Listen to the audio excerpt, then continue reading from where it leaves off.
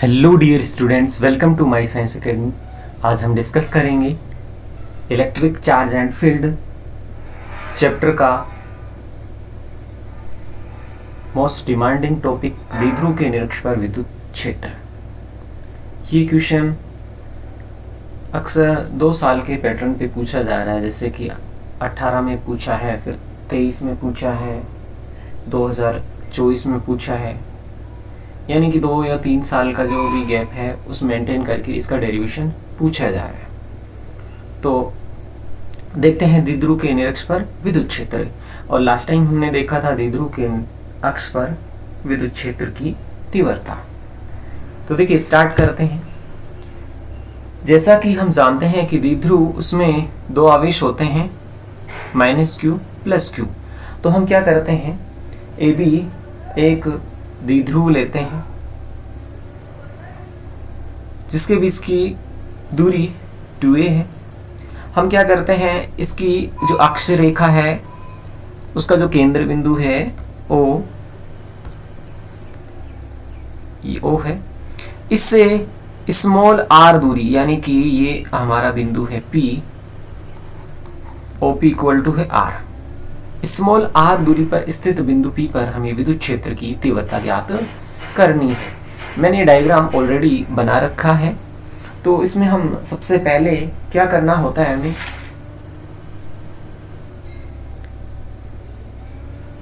जो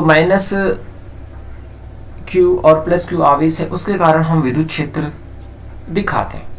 जैसे कि जो +q आवेश है उसके कारण जो विद्युत क्षेत्र है बाहर की तरफ, क्योंकि जो +q आवेश है उसके कारण जो विद्युत क्षेत्र रेखाएं हैं बाहर की तरफ होती हैं, तो मैंने इसको EV डायरेक्शन में दिखा दिया।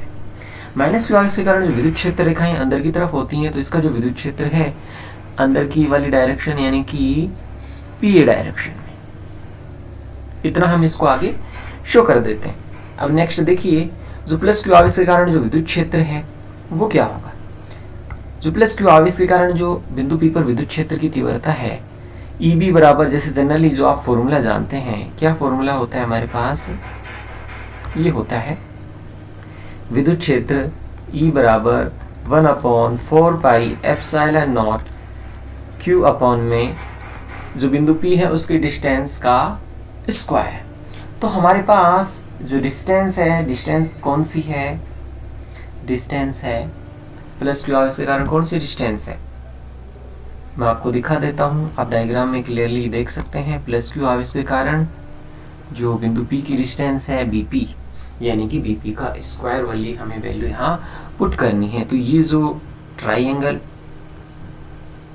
ये जो त्रिभुज है, इसमें हमें BP की वैल्यू निकालनी है। ये दूरी OPR है, ये दूरी हम जानते हैं, ये स्मॉल a होती है, ये स्मॉल a होती है। तो यहाँ से हम BP इजीली फाइंड आउट कर सकते हैं। तो नेक्स्ट देखिए,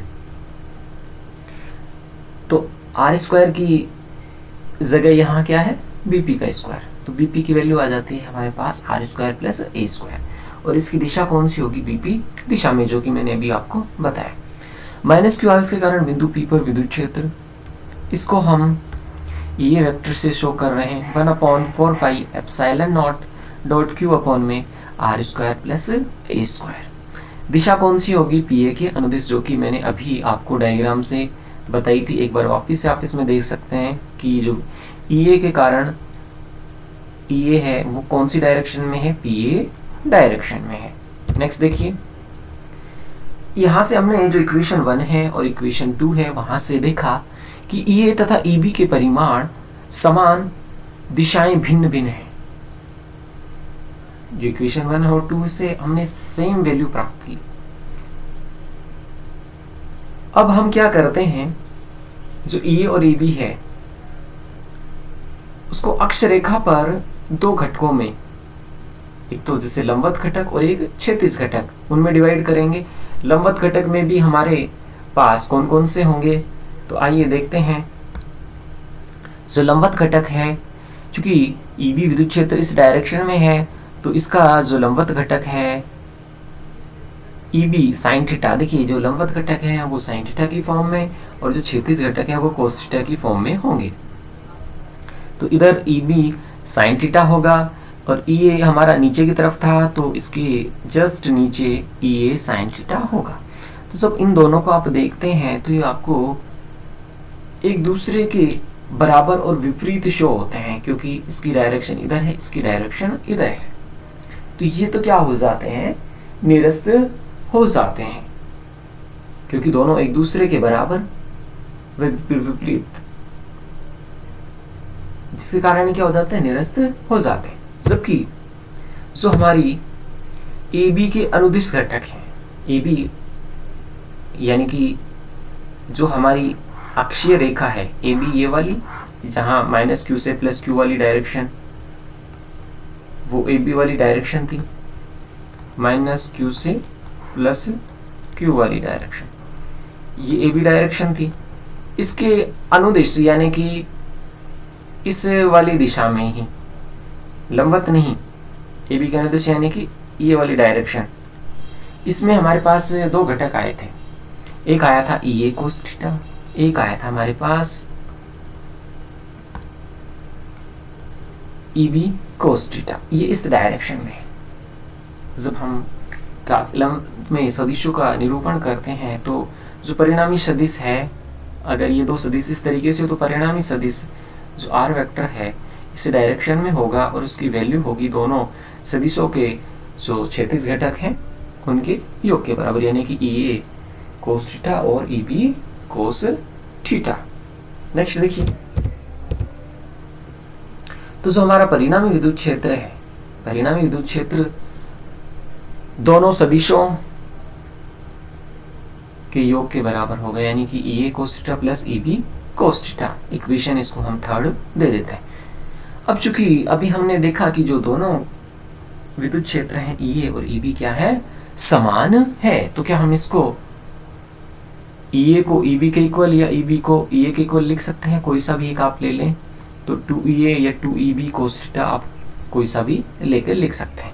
माइनस पी कैप क्या है, द्विध्रुव आघूर्ण का एकांक सदिश है, और ये क्या वक्त कर रहा है कि जो द्विध्रुव आघूर्ण की जो दिशा है विद्युत क्षेत्र की विपरीत दिशा में, आप जो डायग्राम है उसको वापस से देखें तो जो द्विध्रुव आघूर्ण है हमारा पी वेक्टर इस डायरेक्शन में है, विद्युत क्षेत्र हमारा इस डायरेक्शन में है, यानी कि दोनों एक दूसरे के क्या हैं, ये विपरीत हैं। ये विद्युत क्षेत्र की दिशा है और ये द्विध्रुव आघूर्ण की दिशा है, तो दोनों एक दूसरे के विपरीत हैं।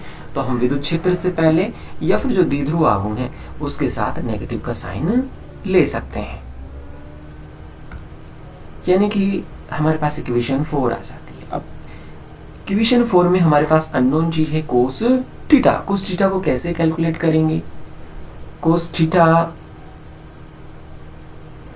के लिए डायग्राम को वापस देखें। यहां से हमें दो त्रिभुज दिख रहे हैं, कोई से भी हम कोस थीटा फाइंड आउट कर सकते हैं। कोस थीटा यानी कि आधार अपॉन में कर्ण, यानी कि ओ ए अपॉन में ए पी, या फिर आप ले ओ बी अपॉन में बी पी, किसी से भी आप कोस थीटा फाइंड कर सकते हैं, वो सेम वैल्यू आनी है। तो जैसे ही हम वैल्यू फाइंड करते हैं क्या आता है, ए अपॉन में R square plus A square का रूट या 1/2। जो हमारे पास विद्युत क्षेत्र आया था उसमें डिफरेंस था, वहां R square plus A square हमारे पास आया था। तो नेक्स्ट देखिए, ई निरक्ष जब वैल्यू पुट करते हैं 2 1/4 pi epsilon naught dot Q upon में R square plus A square dot A upon में R square plus A square का 1/2, और जो माइनस पी कैप है जो द्विध्रुव आघूर्ण है वो हमारा चल रहा है ऐसे की ऐसे। नेक्स्ट हम कर सकते हैं, जो ये ऊपर वाले हैं इसको इस तरीके से अरेंज करते हैं कि ये हमारा P बन जाए। जो द्विध्रुव आघूर्ण हमारा क्या होता है, P बराबर Q इंटू 2A, P बराबर Q इंटू 2A, यानी कि इस वाले को मैं P में चेंज कर दूंगा।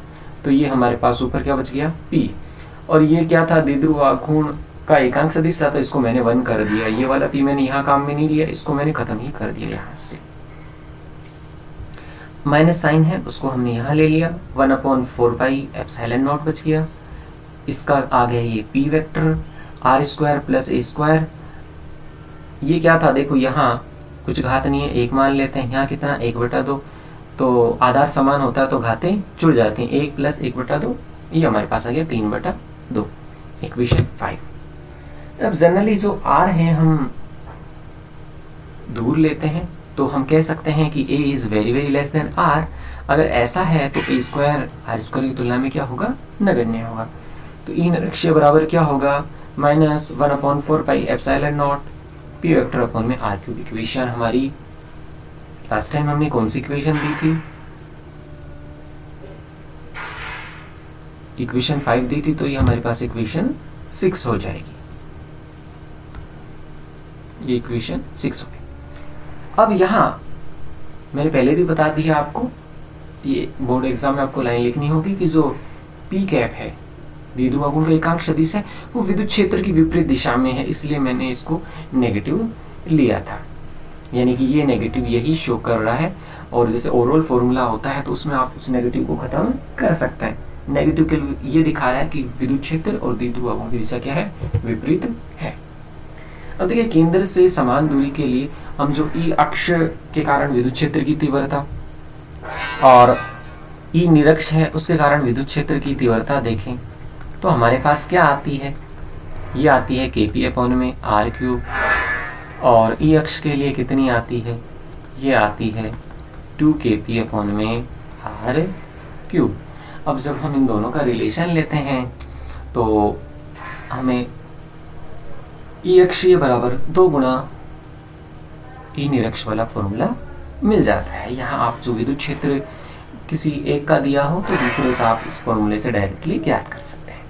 तो यहाँ हमने देखा कि जो निरक्ष कंडीशन पे भी जो विद्युत क्षेत्र की तीव्रता है आवेश q पे निर्भर नहीं करती, और जो विद्युत क्षेत्र की तीव्रता है जो इसकी दूरी के घन के व्युत्क्रमानुपाती होती है। ये चीजें आप बता सकते हैं। इस तरीके से हम जो द्विध्रुव के निरक्ष पर विद्युत क्षेत्र की तीव्रता ज्ञात कर सकते हैं। पेशेंस से सुनने के लिए धन्यवाद।